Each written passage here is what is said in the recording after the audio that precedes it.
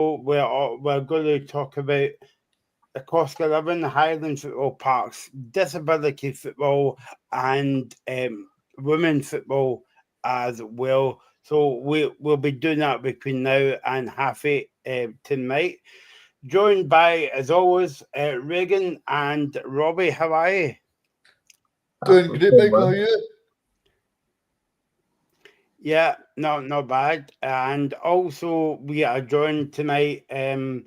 Of course, we are Robbie and myself and Regan, what you would call experts, but I suppose we make a bit of inside knowledge about youth football here. So I'm delighted to say that we are joined tonight on the show by Telford Gray from the Scottish Football Supporters Association. Hi, Telford. Hi, thank you for having me on. Yeah, no bother. And also joined by Scott Robertson. Most people will know Scott as a big campaigner of youth football, but also he heads up the real grassroots of football. So, hi, Scott. Hi, guys. Good evening. So before we deep dive into your comments, and please comment because we're on Facebook, YouTube, Twitch, and X tonight. I just wanted to ask each of the guys if you can tell us a wee bit about like your work and what you do at that kind of level. So I'm going to kick off. Did you see what I dig there, Robbie? Kick off football theme. Kick off with Telford. So if you can tell us a wee bit about your work that you do with the Supporters Association. Yeah, absolutely. As the Scottish Football Supporters Association also aim to share and showcase the voice of real fans across Scotland, and particularly in my role, I'm helping showcase and share experiences, particularly among grassroots, whether that's at local clubs from junior up to school and senior. I'm helping creating content for the social media with editing and interviewing inspirational figures across the game, and it's been a pleasure to learn more. Thanks, Telford. So as I say, get your comment coming in. We'll get to your points and questions in a wee bit then. So Scott, can you tell us a wee bit about your work as well? When you say work, Michael, be careful. It's all voluntary. It's all voluntary, all done for free.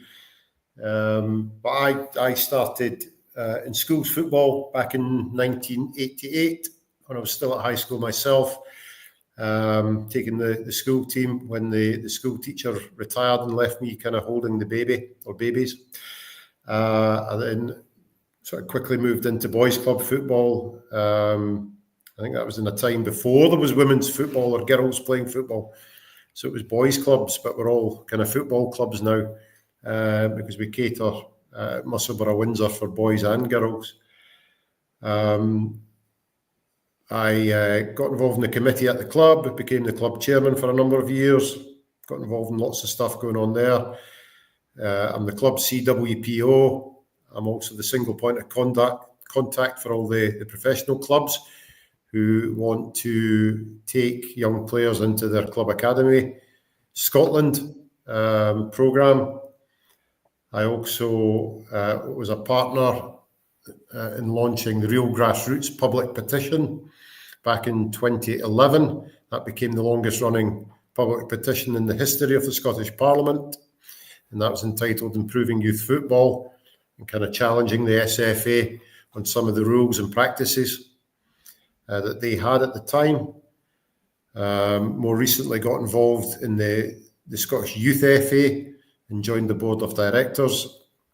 And I also participate in the Scottish Government roundtable meetings that were a result of the fan-led review and the call for an independent regulator that was led by the Scottish Football Supporters Association. So lots of different voluntary roles in there. Yep, and also Reagan and Robbie will know this. That we always speak about youth football every week, and also Scotland. We've covered youth football in a number of occasions, guys. When we've guided the show, especially your club, Robbie, that St Mirren is a kind of like community club as well, and I know that they do brilliant work.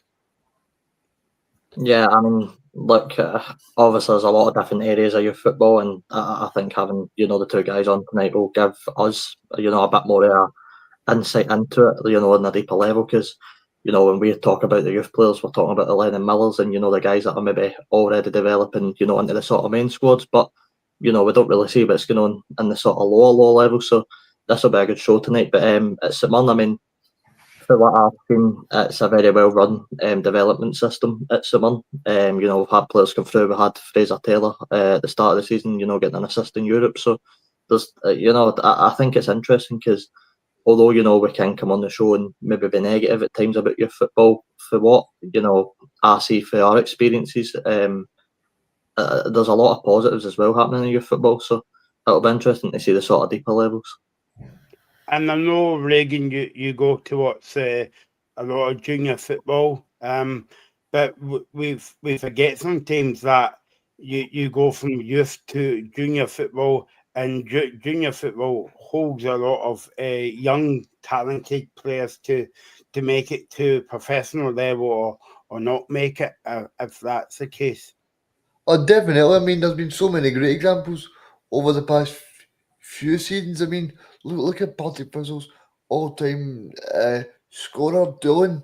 He come through junior football at Auchinleck Talbot. So, I mean, there's great talent to be had in junior football, and it's always a great breeding ground for Scottish young talent as well.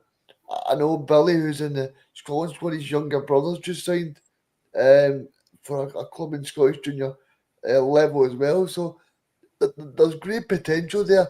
And if these guys are not breaking through into likes of a Celtic, Rangers, Hearts, St Mirren, or whoever, then junior football is a great way. And as I'm sure Scott and Telford will talk about tonight, I mean, hopefully over the next few years, Scotland can bring through some talented players, because that's what we need. Because as much as a lot of the Scotland players have been very good for the past few years, I don't think that there's the same sort of talent breaking through at the moment. And I just hope that we can see some more talent break through. I mean, Scott, obviously we've only got an hour tonight, but we could spend the whole show about the history of youth football, and I'm sure a lot of people kind of know that. But going back on the pandemic, because obviously yesterday it was 5 years. I imagine 5 years since the pandemic. So how did that affect kind of grassroots football? Because obviously you've heard of my local junior team, Athley and Baheg, they went out of business. Even though that they've come back to life again, but they went out of business in terms of they had no money coming in. But youth football find it very difficult because you can walk down to a public park now and watch football for free. So how did youth football survive through that through the COVID years? It was probably easier for youth clubs to survive because it's run by volunteers. So you're not having the furlough scheme coming into play. You're not having to keep paying staff wages. If you're not hiring pitches and you're not training, you don't have any costs. So financially, when everything turned off, we didn't still then have to pay invoices, bills, salaries. And a lot of, I'm sure a lot of coaches actually felt, I'm getting a bit of a break here. they're getting a proper break for football, and it would probably be quite an interesting study, to be honest, to see how many coaches did not return to the game after COVID, because not having to go out in the cold and the rain twice a week and games at the weekend, deal with parents who are not happy. Some people maybe thought, well, actually, my life could be a lot different. And I think we've got to realise that the coaches that do give up their time and put themselves through that every single week in life, we shouldn't be taking that for granted. So it'd be a really interesting study if anybody ever looked back and was there a drop off in the volunteers because once they were in COVID and not having to go out twice a week and deal with everything that you have to deal with as a youth football coach, did they not return to the game because they actually thought the quality of life for me is better away from the game? It'd be really interesting to look at that at some point. But again, there'll be lots of guys and girls that missed the coaching and the contact and the banter and missed the competitive side of youth football as well. But we survived because financially we could survive because we didn't have the burden of the costs that a normal business would have had to absorb. I'm just going to ask you, and yourself as well, let's see through your experience, guys. I know we hear about people being on their PlayStation and not wanting to play football, but you've seen what's the kind of numbers of people playing playing football these days for youngsters? Is it quite big, or are you thinking there's a kind of drop off because of like PlayStations and stuff like that? Because I think for me, the big worry for me is that, of course, we're going through a great spell for the national team right now, but I'm just worried about 5 or 10 years' time because there's no that kind of same great level of players that are no disrespect to the players that we've got right now. Like, I think they're great standard, but I don't really see any players that you can really hang your hat on for the future. Time will tell, and it's good to see there's like a breakthrough of some like young players and that are getting like game time, particularly in the like Scottish Premiership, and hopefully can improve as well in our men's and women's game, and hopefully men and women's we can next qualify for the next World Cup. Hopefully, be a possibility. Yeah, because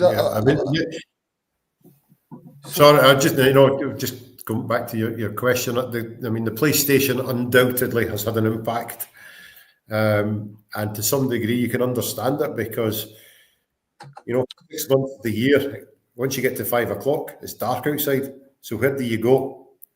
Where do you go to kick a ball about with your mates? It's actually a bit of a challenge to kind of find a space, a safe space that kids can go and play. But having said that, the number of kids playing football and registering with the SYFA has gone up and up and up year on year. I mean, a point I heard on the radio the other week, and it's a great point. See, like nations that are similar size to Scotland, like Denmark or Croatia, well, how come they seem to produce players and do it year upon year? Is it something to do with the academies? Is it to do with affordability? What's this a long-term thing for you guys? Like, because if you look at someone like Croatia are always close to winning the big tournaments when they take place. So I don't know if it's maybe that if things are too expensive here, or I don't know. Yeah, Croatia for a while were always in the top 5 FIFA rankings. So did far better than you would have imagined for a country, the population that Croatia are. So it'd be an interesting study to go and see what they're doing that we're missing out on. But, I'll let you draw your own conclusions. But we last qualified and last played in the World Cup in 1998. And everybody will remember that. Maybe not you, Telford. I'm not sure how old you are. You're short. So we last played the opening game, across at France, 98. Now, we haven't been back at the World Cup final since. I'm going to tell you that the Youth Initiative or Club Academy Scotland changed names a few times, but it started off as Pro Youth and Youth Initiative and whatnot. Now that started in 96, 97. So, and it's been running ever since. So this great idea that we'll create a system that will produce world-class players has had near on 30 years now. Yeah. And I think you're just making the point that we're not producing players. So is this academy system doing what it was set out to achieve? And along the way, how many kids is it released and told you're not good enough, you're not big enough, you're not strong enough, and discarded them? Yeah, sorry, Telford, you go. Sorry, Steve. I think it'd be good. Obviously, I think it's maybe a few years off it, but I remember the SFA, like School of Football, the performance, like schools. Yeah, the performance school, yeah. Be interesting to see the data and the impact of them, whether some schools have had success, and ultimately I believe there has been some, but has it really been? I feel it's that almost 10 years. I think it's quite a good juncture. I remember it in my early years of high school coming into play. I'm not being funny, but I was having this conversation and I'm bringing Robbie now on Sunday night in the game, and basically I said to you that you haven't saw Scotland get a World Cup, Robbie. Yeah, I have not managed to see it at a World Cup. It's been good when I've got to see it at the 2 Euros, right enough. But I think, as a guy growing up, supporting Scotland, look, we always try and not be as negative, but, in the last few years, there has been a lot of negativity about your football in Scotland. But like growing up, for the situation that particularly the men's national team were in, a few years ago when we weren't getting to a Euro, as much as a World Cup, we have developed a long way. So I like to look at it positive as well. But just to sort of ask Scott and Telford quickly, in school, the sort of, I don't know, I think I'm safe to assume I'm probably one of the youngest in here. In school, I think, Scott, you mentioned a couple of minutes ago, you're either good enough or you're not good enough, to make the team and not. So, what do you guys think schools could be doing better? And, for two guys that have sort of came, into your Football Scotland and maybe different areas, what's the sort of biggest problem both of you guys have sort of seen through the years? Well, I think the schools football, I think the numbers have declined, quite frankly, since I was at school. There was there was an importance placed on playing for your school, and I think that's totally flipped now. It was always kind of an unwritten rule. Your school comes first. You got to play for your school before you play anywhere else. And there was a strong schools football environment, and I think that's very much different now. It's I keep saying boys club, but your local grassroots club comes first. The schools, it feels like they've kind of run down a bit. The schools football, was it the teachers' strike and nobody takes teams? You tend to find that grassroots clubs now, they're getting kitted out in pretty decent kit, and you go play for your school team now and the kit will be 3-4 years old and the kids will kind of like, where's the new kit this year? So the schools football has kind of declined, I think, quite a lot, to be honest with you.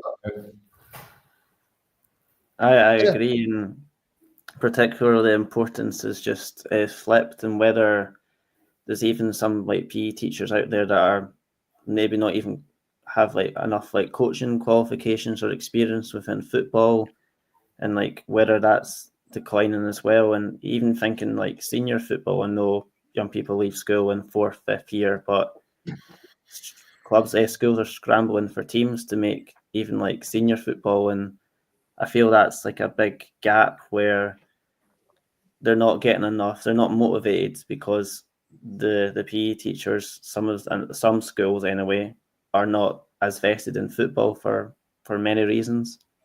And, Uh, and obviously, Scott, you'll know better than us, but let's see, like maybe 10, 20 years ago, a lot of people they were spotted at school, and that's where the football team spotted them. And no, I think nowadays that's not the point, you know what I mean?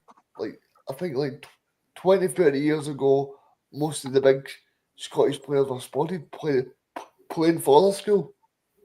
Yeah, well, I still remember well when I was taking the school football teams and we came up against St David's High School, and I always hated playing them because they had one player that won every game for them, Darren Fletcher, and he could just run from box to box, and he stood out. But he played for his school, he played for the county team, and he thrived in it. And you know, there's a huge issue and a question about where we're going with the youth football. And I saw one of the comments coming up about this, the emphasis placed on winning. I mean, it's utterly unbelievable. I've got friends that have got kids, and you go to a 5v5 little festival, and the opposition coaches are teaching and asking their kids to do a high press at 5v5, and I just think, who cares if you win a game or not? You know, at 5v5, counting the goals instead of counting how many times you've touched the ball with your left foot, for example. You know, if we're focusing on winning, we're doomed from the start. I just wanted to ask, sorry, Rig, I just wanted to build that up a wee bit more. Build on Robbie's question about school football and Reagan's question about PlayStations and all that. And I suppose that we can't do a whole programme without not talking about people's mental health as well. Because if you play as part of a team, the mental health gets better, you know, when you go kind of out of the house. But if I can move it on a wee bit, if I can move this conversation on a bit further, obviously we can come back and forth tonight because it's a very big topic. But Telford mentioned a comment earlier on about coaching. Do you feel though guys and girls are getting put off by coaching because the coaching courses are too expensive?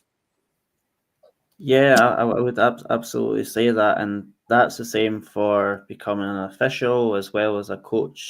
There needs to be a lot of like subsidies in place, and as well as I've heard some good experiences about there being some like more like availability for courses, but I feel they just need to be more accessible for people. And I feel like the SFA can do more to push and promote more grassroots coaches and officials, like their stories. I feel they've got that platform and avenue to do that. There's not international games exactly every week, is there? So I feel there's appropriate points in the year they can maybe focus on that. So if I can just come in for a minute, I think, you know, I've had a bit of experience. So I done a course growing up called Off the Bench, hosted by Simon, done at a stadium where you went once a week and you sort of learned about coaching and stuff like that, which was really good. You know, it was a good initiative. You know, it didn't cost anything to do the course, and I got a level 1.1 coaching badge out of it. So, you know, that was fun. But I was one growing up that wanted to take the next step into coaching. I think, Michael, your question's good because I was actually one that looked at the courses available at the time, and it was just too expensive to go forward. So I think that is a pretty big problem. you know, for young people like myself that maybe want to go forward to try to get into coaching? Yeah, I mean, guys, I've got to be honest. The SFA make a lot of money out of coach education courses. It was actually a topic that I brought up this afternoon at the meeting in Hampden. The 2023, if you look at the year 2023, the SFA tweeted that they had 53,000 coach education courses, and I got a breakdown of the figures. Now, your basic, your level 1.1, your lowest kind of level, was £50 at the time. And 26,000 coaches did that, right? So that generates £1.3 million just for one coaching course. 1.2 generated just under £1 million. 1.3 was 690,000. Level 2, 375,000. UEFA B, 1.6 million. UEFA A license, 1.7 million. UEFA Pro license, 2.8 million. So the figures would, when you add that up, £9.5 million revenue from coaching courses. It's staggering. It's absolutely staggering. And I is think that that's money why. going back to, is that money, where is it going? What is it? And I Is it think profits that are shared by our professional clubs? I think as well, Scott, that's why people are getting turned off by football. Well, Mike, it's never been harder to be a football coach, right? And some of these things are necessary to make it a safe place for kids to go and play football. But it's really, really difficult. If you were wanting to be a football coach in this country and you decided to start the process tomorrow, there's probably about 25 steps to it all to go through that whole process. And it will take you 3 months. It'll take you 3 to 4 months. So don't think for a minute that we need help run the team. Anybody, can you help out? You put your hand forward and you crack on and get on with it. There is a massive, massive process to get through, and it can take you up to 4 months. I've had a guy at my own club. He applied on the 1st of May last year, and he finally got everything done in February of this year. That's far. I mean that's far too long. It's and listen, it's not, you can't lay all the blame at the SFA or the SYFA. Some people, need led by the hand. And in fairness, not everybody's got a laptop, a desktop. They're working off their phone to try and do courses, to try and create Comet accounts for registration, trying to download forms, sign forms, copy them, upload them again. There's a lot of kind of trip hazards on the way. Those 25 steps I talked about. It's really quite hard, and I think a lot of parents would probably be shocked at what it takes just to get to that very first rung on the ladder of becoming a coach. So do you guys think that this will improve any time in the near future? No. Quite honestly, no. See, when you're at these meetings, is there a possibility that it could possibly maybe be a little bit cheaper or be subsidised a little bit more? Because a big thing for me as well is you look at even past players like Robert Snodgrass, Frank McAvenny, people like that. These are guys that played on the street and so-called the deprived areas of Scotland, and we're playing with their jumper as part of football. And I think nowadays, if you go to your local club, it's very expensive to join your local club. You're talking about maybe £100, something like that. It's expensive for people. not everybody's got that money to go, especially if you've got two or three children that want to join as well. Yeah. And then on top of that, you've got your PVG as well. That's part of the sort of 25 steps that I'm talking about. I mean, it's just that getting the PVG is very difficult as well, quite a process. But, you know, one of the things I mentioned today was you step forward, you want to help out. It's 5 and 6 years old that start off their footballing journey. They run about like little flies on a football pitch. They just want to have fun, run about. Do you really need to be a coach? Do you need a 1.1 accreditation from the SFA to say, oh, here's a certificate, you're now a coach? Will it make any difference to the 5-year-olds? Because, you know, the 5-year-olds, they just want you to tie their shoelaces, give them the right colour of bib because they don't want to wear a green bib or they don't want to wear a blue bib or whatever. And they're going to run about and scream and fall over. You know, there isn't a hell of a lot of coaching goes on. And that's fine. And that's fine. But we seem to make it a wee bit more difficult. I mean, that is a fair point. That is a fair point you make, because it's important that we make football as accessible as possible. And like you said, if they're doing that first coaching course and it costs 50 quid for every person, not everybody's got 50 quid as well. And plus, if that coaching course is during the day, people have got full-time jobs that they can't just drop at the turn of the hat to go and do these courses as well. Yeah, I mean, in fairness, most of the courses are done in the evening or at weekends, but it's online. So, you know, just because you sit and watch an online video or watch some slides for 3 hours, it doesn't make you a coach. And arguably, we don't need people to be coaches when kids are 5, 6, and 7. What we need them to be is good listeners, good role models, someone that's smiling and happy to see the kids, making it a safe place for them. We can introduce coaching a wee bit later on. Just make it fun and safe. Telfer, Yeah. I was going to say, Telfer, I know that you, me, maybe Scott and other people was behind, and especially in the show, we were pushing for free-to-air football. How important, maybe not on Sunday night, let's not talk about the game on Sunday, but how important was it for Scotland to be on football? Because, yeah, and I don't want to use this word, but it's the only word that comes to my mind at the moment, about inspiring the next kind of generation that could come forward to join your local boys club team or your local girls team as well, to compete at maybe not at that kind of level, but just to play football.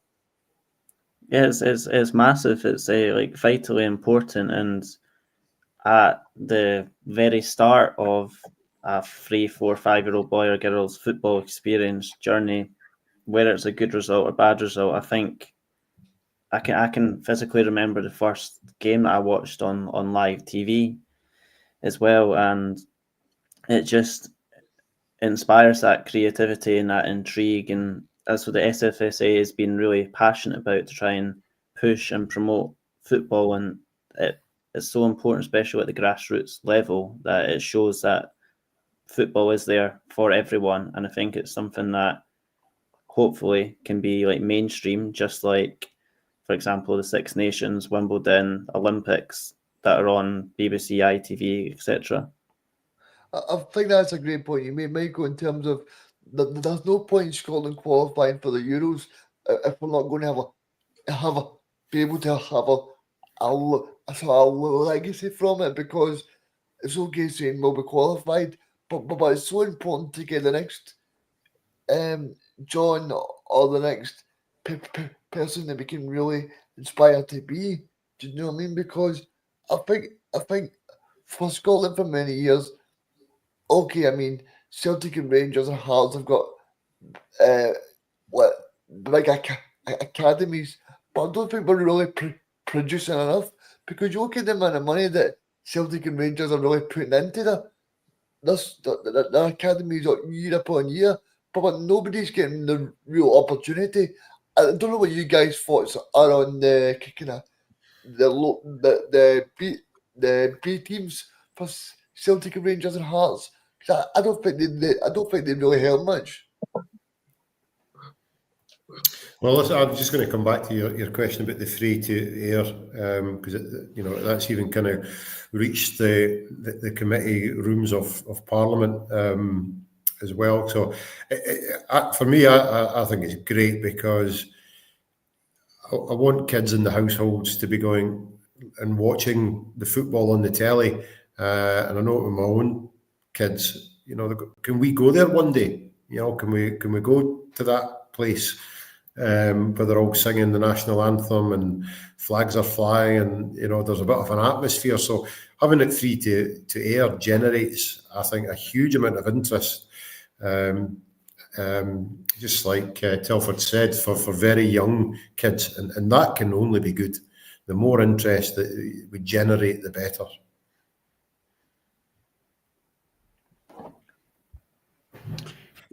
No, exactly. I just wanted to kind of touch upon that kind of subject there, because obviously you've got the likes of Wimbledon, the Olympics, and obviously the Tour de France, dare I say, in 2 years coming back to Scotland, albeit it's in Edinburgh, but that will be in terrestrial TV as well, and all the rest of it as well. Obviously, we'll be coming back and forth, and keep your comments coming in.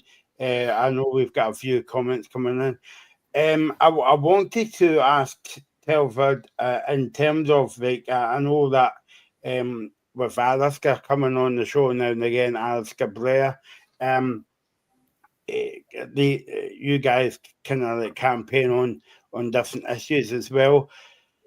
Everything that we said about the coaching courses, football equipment, football tops, hiring of football parks, and if you bag it all up, you would say the cost of living crisis, and it's affecting football.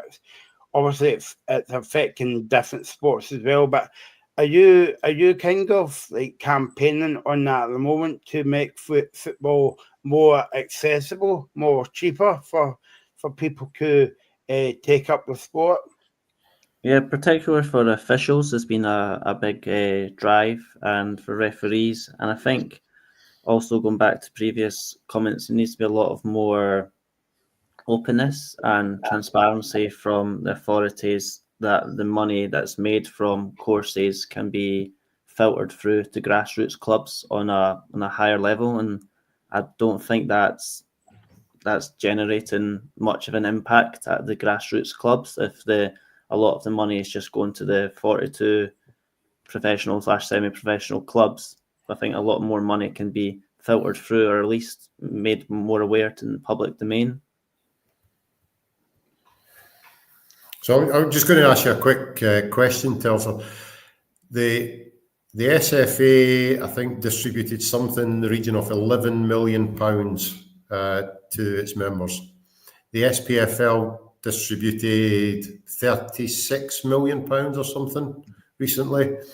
The SFA get annually something in the region of £1.5 to £1.7 million from Sports Scotland. How much do you think the SYFA receives for a year to govern over, or be the governing body for 25,000 coaches and 80,000 kids? Out of those tens of millions I've talked about, how much for what I would consider anyway, the most important part of our game, the youth game, how much money do you think we got in a year?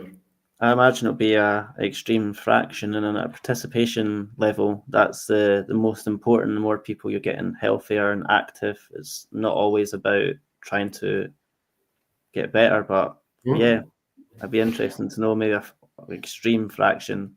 Definitely. You can get all the millions that's floating about. Yeah.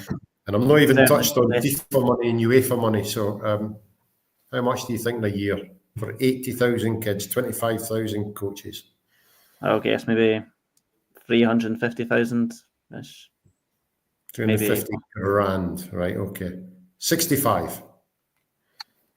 So it works out it's 77 pence per player for an entire year. Which is just it's not on at all. That's the value. That's the value placed on youth football in this country. And with that, if there would be more money, then grassroots clubs can support their coaches and people involved with the club to subsidise courses as well if there was more funds going that way. Yeah, well, we could have, a governing body that's fit for purpose and does a lot more than it currently can do. Is a big issue for me. I think that's a good point you make in terms of the 76 pence per person. I mean, well, if you look at a nation like Spain, I mean, a big reason why Spain is so successful is because at the academy, at the grassroots, they're set up really well. It's no coincidence that they're so successful because they're so well set up. Yeah, I mean, if you don't look after the grassroots game in this country, you're never going to have a successful nation. And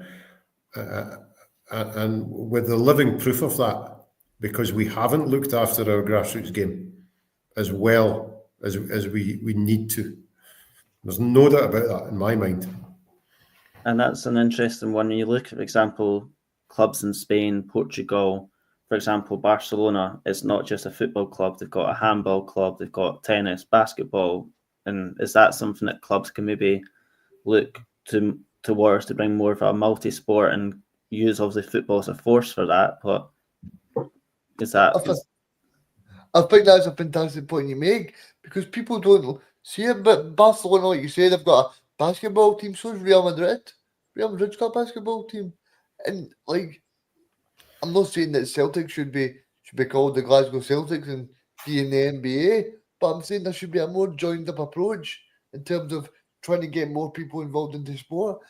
I mean, that's how you make it accessible. I mean, you talk about like trying to inspire the next generation of people. I'm sure if you had, like, sort of say, the Celtic Academy also had like a Celtic basketball academy or even different sports that they can join in and they can be part of.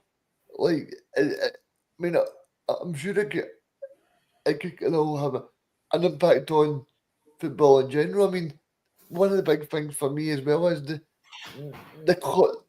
cost to do any of these things is far too expensive. Yeah, and the thing, I mean, again, I'll just give you an example from my own club at Musselburgh Windsor. 70 years it's been running, 71, 72 years, 72 years now. It's been running every season for 72 years. I think it's one of the oldest clubs, youth football clubs in the country that's had this continuous existence. We don't have a club room. We do not have a club room. We do not have a base to operate from. So if I have to deal with complaints from parents or for kids, I've got to conduct interviews in a local pub that give us a room within the pub because I cannot go in because we don't have a clubhouse. And that's just miles behind where Holland are or Portugal is or Spain is. So we can't bring other sports together when we don't have, that facility for our national sport, never mind anyone else. See, in terms of you saying like you've not got a room in terms of that. See, when you bring those points up to the relevant people, what are they saying in response to you? With no money. That has been the stock answer from the council for 25 years. But there must be money because, as we know, for many years, Scottish football is the most attended football league in terms of the size of your nation. I mean, people that say that we don't bring in money, I mean, we bring in so much money, and obviously the big thing, like I was saying earlier, in terms of Celtic and Rangers and Hearts and things like that, they spend a lot of money on their academy, but apart from McGregor and Barry Ferguson, even the Scotland the man who wears the Iron Man at the moment, he got released by Celtic and told that he wasn't going to make it in football, and then he finds his way to Queen's Park. So there needs to be a better level of everybody taking accountability for what they're trying to do, because nobody's being produced. But like you said, when you go to these places and ask them for more funding, there's no funding there. But then I would also ask, so where's that money that we're bringing in? Then I would like to know to see what that money is actually being used for. Then, you know. Yeah. So I mean, the bottom line is the SPFL and the money they bring in, or the SFA, the money that the profits that they make, that money is not shared with grassroots clubs. Not a penny of it. Personally, I think it should be the end, because that's where as Michael was saying earlier, that's where your next generation of people are going to be. They're going to be at grassroots level. There should, I would agree with you. But what they will tell you is that they are a members' organisation, and the 42 clubs are the members, and so they reap the benefits. So it means Celtic can go, or Rangers or whoever can go pay 10 grand a week for a player. The grassroots gets nothing, not a penny. Yeah, I mean, well, that clearly, I don't know if you agree, Robert, but that clearly says to me that the 42 clubs maybe have too much power then over the rest of Scottish football, because... You're right. Well, they have all the power. They have all the power, because Scottish the SFA is a monopoly. There's nobody else that operates football in Scotland. It's the SFA, so that's a monopoly. But that's the same the world over. And you know, maybe if there was an independent regulator, they would say, well, actually, you know, your remit is bigger than looking after yourself, because you are PLCs and companies. That actually your remit should be looking after the broader football family. Yeah, I mean, obviously people get attracted to football for different reasons, through family, through watching it on telly, but I mean, I'm just kind of interested over the next 5 to 10 years of, like Michael was saying, they were going through a kind of crisis where people don't have a lot of money. Well, how do we say to people that football is the place to be? Because, like a previous person that commented in, I mean, I've stayed in Glasgow all my life, and I remember growing up in the pride areas in Glasgow. There used to be a kind of signs up everywhere saying you're not allowed to play with football, and I think that's part of the problem as well, because it's too expensive to play football at your local place to go and play it. But then also you're being told that you're not allowed to play it in the local park either. But, you know, so it's a catch. But the opposites in this, Reagan, when Andy Murray won Wimbledon, that for the next couple of weeks, you had Judy Murray opening tennis courts left, right, and centre. Yeah, and that's part of the problem as well. I mean, I've heard like ex-Rangers player Kyle, he said that when his children go, it's costing them what, maybe £200 to hire a pitch, and it's I don't know about your guys' experience, but it's far too expensive to ask people to fork at that amount of money. As I think it's important, if clubs and organisations can look at implementing like a hub site model, making football within the community, but bringing the games and the school and offering matches, but at the side, offering like other things like life skills and try and use football for a force for good in society, and making sure clubs and players don't need to travel as far as less, and making it more like positive and attractive to people. That I think football authorities can bring in other partners and organisations to use football and get what they want to do as well. I mean, obviously, I've been part of a few of them.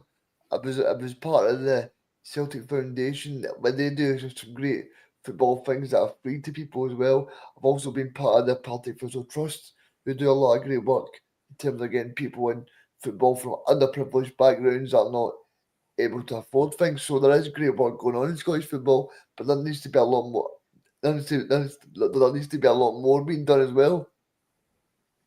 Yeah, it's a lot of fantastic works by like community trusts across our game, and I think it's something that we need to promote. And obviously, some of those roles are part time, some are voluntary, but it's good to see. For example, Big Hearts Association. There's, for example, they've got like a kinship team for care experienced people can kind of use their site at Tynecastle as well, and I think clubs can kind of utilise football for a force for other things as well, to help people stay in education, for example, as well. I just wanted to go back to something else we were going to touch upon, is about obviously youth football, but there's other elements to youth football as well, that women's football, girl football and disability football. And I think you set me up nicely, Regan, when you mentioned about the foundation. Obviously, the Celtic Foundation's got the Ability Academy. Rangers do a lot of work with people with autism as well. I know that Rangers has just opened was it last season, a sensory room for people with autism to go and see the games as well. So I know that we're talking about youth football, but we need to remember that the brilliant work that the foundation does in terms of girl football, but also disability football as well. You know, I think they do good work, but I do think there's still work that can be done. Obviously, these foundations are put in place, and obviously they do good work, like in terms of like free football and free meals as well. Because like I don't know people that are able to afford football and able to afford meals, but some people know in that place where they can afford that. So it's just great to see these things are put in place, but also people like the SFA need to try and make sure that they are doing as much as possible, because I know if you look at over at people like Falkirk and Kilmarnock, they've tried to use the reason that they've got artificial pitches is so that they can try and bring in more young people to play. I don't know if they just use it for an excuse, but obviously there is sort of youth clubs that go on a Tuesday night and Wednesday nights. So that obviously does help as well. A comment made there, Robert, in the by Gregor. As you could tell, he's a big Dundee fan. Thanks for watching. He said no ball games, I think, is one of the biggest things holding back youth football. And I think you'll see that in a few weeks, Robbie, when the football season's finished, that the goalposts get taken away and you won't see anybody playing football until the new season. And then when they come out for the new season, guess what? It's dark nights again back in September. So it's terrible. Yeah, I mean, my local football sort of sports centre in the corner for me, you can't go on and use their pitch unless, of course, I'll not dive into it, but you can imagine the other sort of ways, kids are sort of getting into playing this football pitch these days, which, you don't want to see. We want it to be that they can go to these sports centres and go and play football whenever they want. No, that they have to, resort to other sort of means to try and get into it. So it definitely is a big problem. And I think as well, like you said, all of these places are locked up really early, and if you said to them, right, you can pay £2 to get in, a lot of guys would pay it, and then you could go there for however long you want to go, and then it would also bring in revenue, and it would also make sure that people are staying healthy and playing football as well. And there are, certainly in the town I live, the kids can go on the 3G pitch for £1, and they can That's go really in. good. And up in Musselburgh, you don't have to pay anything. If there's no games on, it doesn't have the big, 4 or 5 metre fence round it. It's the kind of spectator bar, so anybody can jump over, and they go on, and you'll see in the summer dozens of kids on the 3G. So they can just pay £1, is that? So in the town where I live, it's South Lanarkshire's the council. They can pay £1 and they just go on and play all night if they want, as long as there's no other bookings. Up in Musselburgh, they don't pay anything if there's nothing happening. And I believe when that pitch was built, Sports Scotland kind of wrote into the contract there must be free time to play. So Sports Scotland funded the 3G pitch, but it was part of the condition was, listen, if there's no bookings, just let the kids play on it for free. So that happens up in East Lothian. So there are some initiatives, is what I'm saying to you, that it's not, cost isn't always a barrier, I suppose. We've only got a few minutes left on the show, and obviously we could speak about youth football all night, Regan.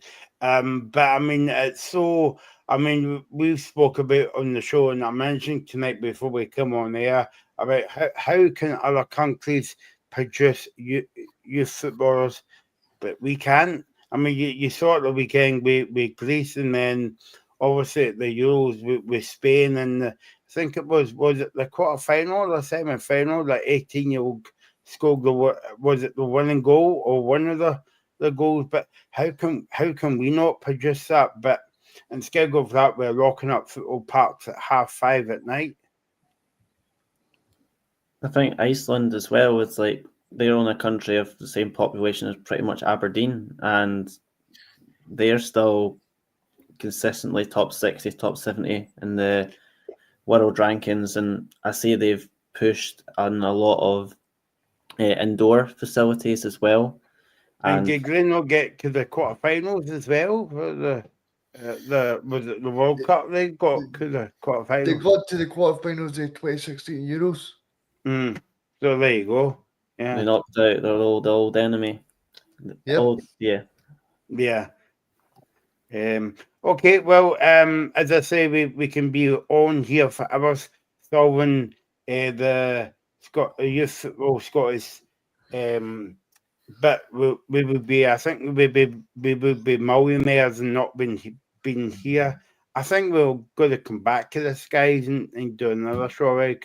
Because there's a lot of topics that we never covered, but as well, but. So thanks for all your comments tonight. Thanks to Regan. Thanks to Robbie. Thanks, of course, to Telford Gray for the Scottish Football Supporters Association. Thanks to Scott Robertson for the Real Football Grassroots. And good luck with your campaigning, guys. And I'm sure we'll have you back on in the future. Thanks for watching. We'll be back on Friday with our preview show looking ahead to the weekend football action. Of course, the Premiership is back this week, and we'll be back on Friday at 5 o'clock.